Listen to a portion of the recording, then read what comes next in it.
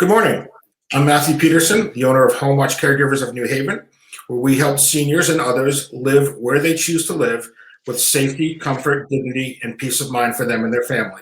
I've helped create the Greater New Haven Senior Community Partners Program, which connects service providers to the senior community, to each other, and to our mutual clients. I am very, very happy to be joined by Nathalie Bonafe today. Nathalie is a consultant and a resource guide for people and families in transition, including end-of-life transitions, but other aspects of personal journeys as well. And Nathalie, I'll let you talk more about what you are and what you do. Thank you. Hi, Matthew. I'm so pleased to be here with you, and I appreciated the invitation when we met. When we talked on the phone a few months ago, I was really, really pleased to find another like-minded person. So I'm delighted to be here today. So I'm Nathalie Bonafe, and from A Gentler Parting, LLC. I'm an educational consultant company based in New Haven, Connecticut. Since COVID, I also work remotely. So I do not always see people in person. So what I do is I provide individualized education and coaching, helping people to advocate for themselves in their personal choices and their autonomy, which we know is very, very important. So people who work with me feel safe, and they feel empowered to make their own decisions for themselves. I work with individuals and I work with families. So I tend to enter people's lives after a shock or a health scare. Could be a surgery, could be a diagnostic, and in times of very high vulnerability and grief. Because change, especially physical change, is very, very hard emotionally on the individuals and on the families. So my role is really to help them deal with that change in a gentle, personal, and professional way. I also work with people a lot earlier, way before there could be a health scare. And I help them plan for their elder years and avoid crisis. That's really where I like to help, and where I help. So basically, what you would call a value-based advanced healthcare planning.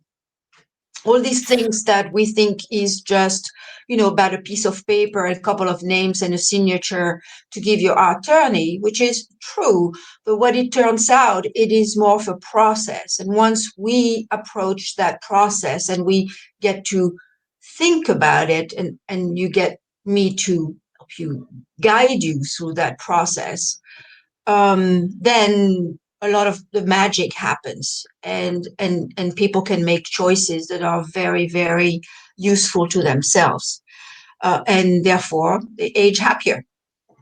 So that's one of the things that really struck me when you and I spoke, even when you and I were just speaking now before we started the video, is that you really work with a whole family, and as often as not, you end up working with the caregiver who, they may have called you for support for a parent, and they may have called me for support for a parent, but they need just as much support as the family member they're calling for. And that's a very unusual perspective.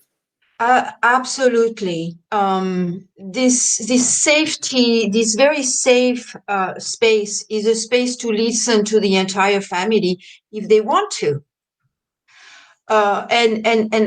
So if the children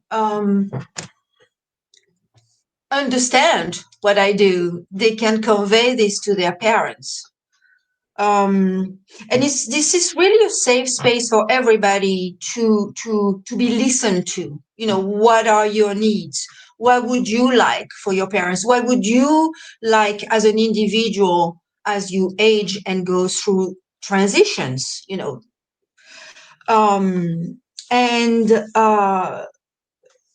what I've realized also through the pandemic is that I can work remotely by guiding the caregivers in getting all the resources from the community that they need.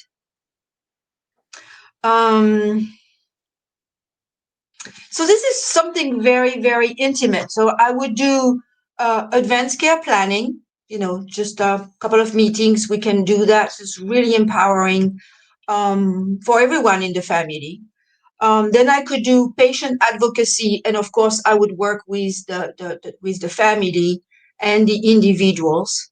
I've often worked with elder law attorneys and physicians. Everything is confidential.